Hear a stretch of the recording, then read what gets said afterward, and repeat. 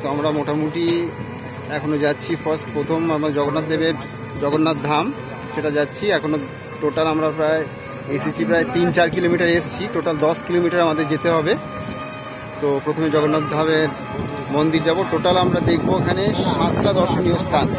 তার মধ্যে জগন্নাথ দেবের মন্দিরের পরে ইস্কন দেখবো। এরকম আরও বেশ কিছু দর্শনীয় স্থান রয়েছে। তো এখানকার যে পরিবেশ, টোটাল পরিবেশ যেটা দেখা যাচ্ছে, পুরো সবুজে সবুজ, সুন্দর পরিষ্কার পরিচ্ছন্ন মাঠঘাট। তার মাঝে রয়েছে ইলেকট্রিক হাই লাইন রয়েছে, কিছু কিছু দোকানপাট রাস্তার ধারে তৈরি হচ্ছে। আর পরিষ্কার পরিচ্ছন্ন রাস্তা দেখলে বুঝতে হবে রাস্তাটা কত সুন্দর, পরিচ্ছন্ন রাস্তা। দুই সাইডে পরিষ্কার সবুজে ঘাস। ধান চাষ বা মটরশুটির পরে চাষবাস হয় স্বাভাবিকভাবে। 1 ফসল বা 2 ফসলের চাষ হয় এখানে। খুবই সুন্দর একটা মনোরম পরিবেশ, বৈচিত্র্যময় একটা পরিবেশ, দারুণ একটা পরিবেশের প্রেক্ষাপট।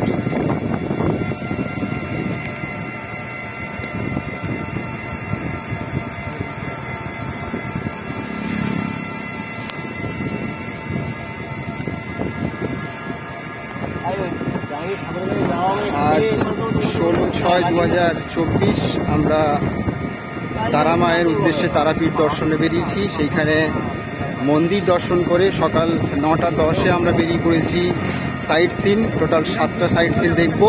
তার মধ্যে আমরা প্রথমে জগন্নাথ দেবের মন্দিরে যাচ্ছি। সাথে থাকুন। আর আমাদের জয়গীতা অফিসিয়াল চ্যানেলকে যদি ভালো লেগে থাকে অবশ্যই লাইক করবেন, বেশি করে শেয়ার করবেন, আর বেশি করে প্রত্যেকে বন্ধুরা যত আছে সাবস্ক্রাইব করবেন। হরে কৃষ্ণ। এখানে চাষবাস কি 2 ফসল হয় না 1 ফসল? 2 ফসল হয় না। ধান চাষের পরে অন্যান্য কিছু ধান, পাট বা গমও কিছু আছে নাকি? গম, সর্ষে এসবও চাষ হয়, তাই তো? আচ্ছা আচ্ছা। গম, সর্ষে, তিল, ধানও হয়, 2বার ধান। গবাদি পশুর এই যে হাঁস মুরগি, এই যে গবাদি পশুর যে চাষও হয়।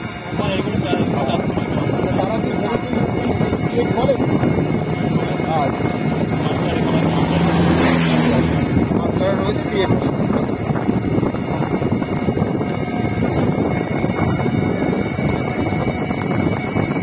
দারুণ পরিবেশ, এক কথায় খুবই সুন্দর, অপূর্ব মনোরম পরিবেশ। চারিদিকে সবুজের সমারোহ।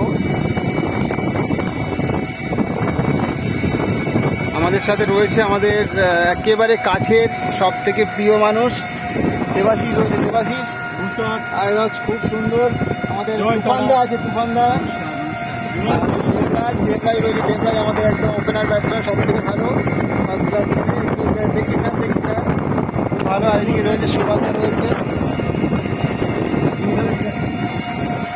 সবাইকে অসংখ্য ধন্যবাদ জানাবো। Thank you so much.